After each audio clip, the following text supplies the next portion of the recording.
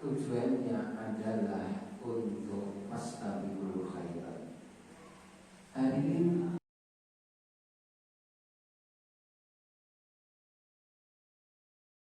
Assalamualaikum warahmatullahi wabarakatuh. Alhamdulillahirabbil alamin, wassalatu wassalamu ala asyrafil anbiya'i wal mursalin sayyidina wa maulana Muhammad wa ala alihi wa sahbihi ajmain. Salam sejahtera dan salam untuk kita semua. Bagaimana kabarnya para pemirsa dan juga jamaah Al-Amanah?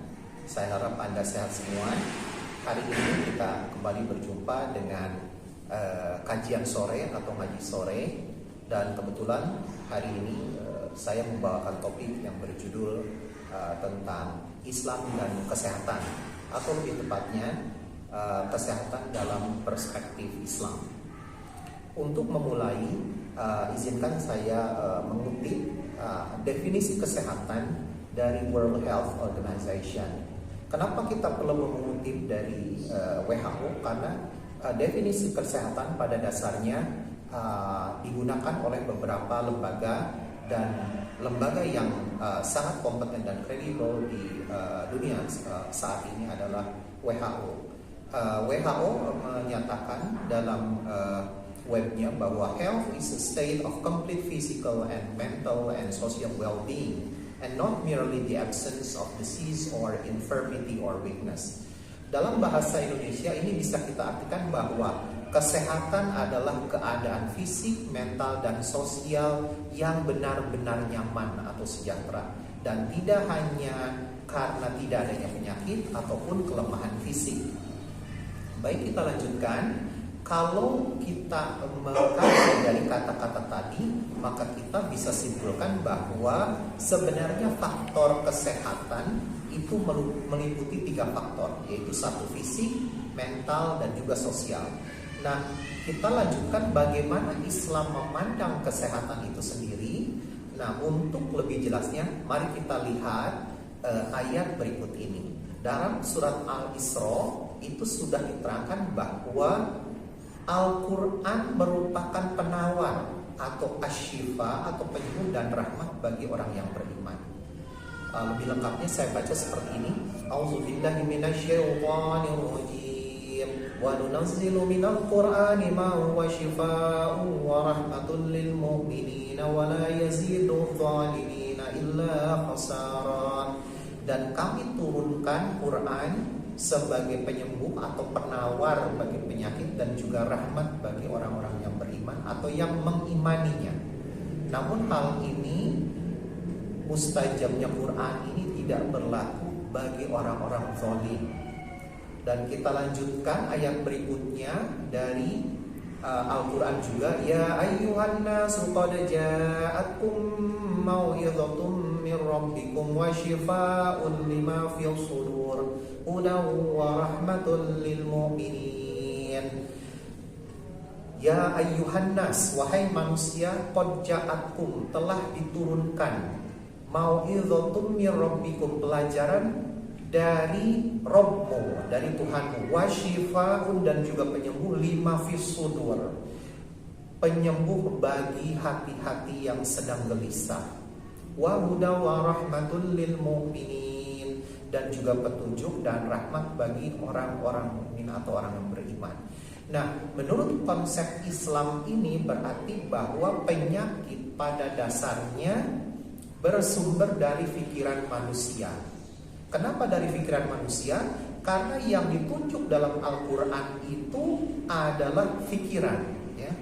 Karena itu bisa kita simpulkan bahwa penyakit-penyakit pada dasarnya bisa bersumber dari pikiran-pikiran, dan oleh karena itu maka Islam melalui Al-Quran menurunkan mustajabnya, menurunkan syafaatnya untuk dibaca oleh manusia sehingga manusia bisa mendapatkan manfaat tersebut. Nah, jadi menurut psikologi atau psikologi sosial, pada dasarnya manusia cenderung bersikap atau berperilaku tertentu karena adanya pikiran tertentu yang mendorong perasaan untuk menyukai, membenci, dan menghindari, dan kemudian mendorong perasaan itu untuk melakukan tindakan tertentu.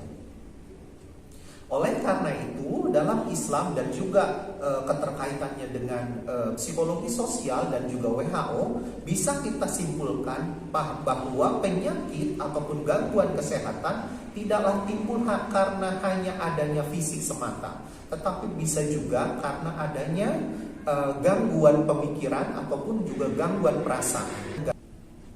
Baik, kita lanjutkan. Terdapat beberapa saran-saran yang Islam sampaikan, yang Islam anjurkan bagi umat Islam untuk menjaga kesehatan dan bila perlu menyembuhkan penyakit tersebut. Satu, tentu saja selain membaca Al-Quran, maka orang yang membaca Al-Quran itu harus juga membaca ayat-ayat tertentu yang berkaitan dengan ayatus syifa. Dalam Al-Quran, dalam surat Al-Anbiya, sebenarnya sudah dijelaskan bagaimana seorang nabi, yaitu Nabi Ayyub alaihi salam, yang juga menderita penyakit yang cukup parah.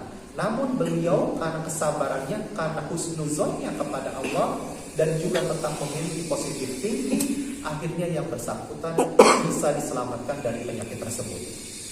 Izinkan saya membacanya. A'udzubillahi minasyaitonirrajim. Bismillahirrahmanirrahim. Wa ayyuba idza nada rabbahu anni massani yadurru wa anta arhamur rahimin. Dan ingatlah ketika Nabi Ayub berkata pada Tuhannya, Rabbahu anni, saya menerima, saya mendapatkan mendapatkan keburukan, mendapat penyakit, namun saya menganggap wa anta arhamur rahimin, engkaulah yang terbaik dari yang terbaik, engkaulah maha pengasih daripada yang maha pengasih.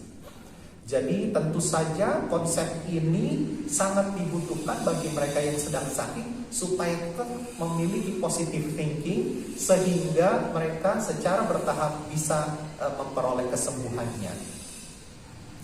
Tentu saja harus menjaga kebaikan dan kesehatan secara umum. Kebaikan dan kesehatan secara umum ini terutama untuk menjaga kita, mencegah penyakit ataupun hal-hal yang mungkin menimbulkan gangguan kesehatan pada diri kita. Konsepnya masih secara umum, tetapi kalau kita pelajari, kita telaah, maka surah Al-Baqarah ini jelas menggambarkan bahwa kita harus lebih bijak menata dan mengatur diri kita.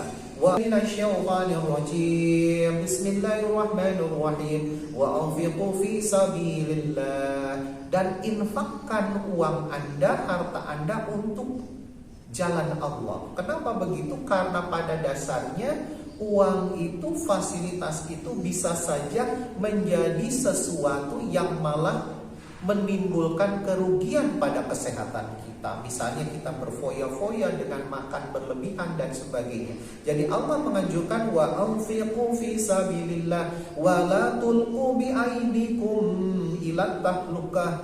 Dan janganlah engkau dengan diri kamu sendiri, karena diri kamu sendiri membuatmu hancur atau merugi. Ini juga hal yang tentu saja buruk buat kita. Kita tanpa sadar melakukan hal-hal yang mungkin dan mengakibatkan gangguan kesehatan pada diri kita, atau mungkin malah menimbulkan penyakit. Salah satu contoh kecil yang bisa kita ambil dari sini adalah bagaimana kita menggunakan gadget secara berlebihan. Jadi dengan ayat ini sebenarnya Allah ataupun Al-Quran ingin memberitahu kepada kita bahwa kita sebagai mukmin harus bisa memanage waktu kita dengan baik. Wala tulqu bi aydikum ila tahlukah wa ahsinu, dan berlaku baiklah. Innallaha yuhibbul muhsinin, dan sesungguhnya Allah itu menyukai orang-orang yang berperilaku baik, bukan hanya pada orang lain tetapi juga pada dirinya. Baik, kita lanjutkan. Berikutnya juga ada tips ataupun saran yang bisa kita lakukan untuk menjaga kesehatan kita. Salah satunya dengan bersolawat pada Nabi kita, Nabi Muhammad sallallahu alaihi wasallam. Laqad ja'akum rasulun min anfusikum, telah kami turunkan Rasul dari kelompok manusia, azizun alaihi ma anittum, yang berat sekali memikirkan umatnya. Harisun 'alaikum bil mu'minina raufur rahim. Ini ayat ini diambil dari akhir surat At-Taubah ya, yang sering dibaca untuk mengenang Rasul Nabiullah Muhammad sallallahu alaihi wasallam sebagai pemimpin agung, pemimpin besar yang disayangi oleh semua makhluk di dunia dan juga dicintai oleh Allah. Oleh karena itu jangan lupa membaca sholawat sebagai salah satu cara untuk menjaga kesehatan. Dan tentu saja ada berpuasa, ini juga salah satu tips terakhir. Ya ayyuhalladzina amanu kutiba alaikumus syiyamu kama kutiba alal ladzina min qablikum la'allakum tattaqun. Wahai orang-orang beriman, telah datang kepadamu waktu siang, waktu berpuasa sebagaimana telah ditetapkan pada umat sebelum kamu, dan mudah-mudahan engkau menjadi orang yang bertakwa.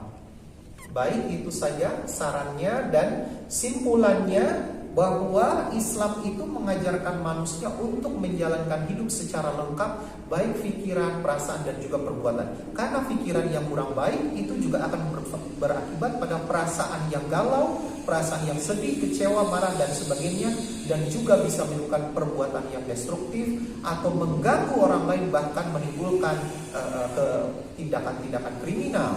Dan juga untuk kesehatan akan terganggu bila aspek-aspek kognitif di atas dan afektif dan juga behavior itu juga bermasalah salah satunya.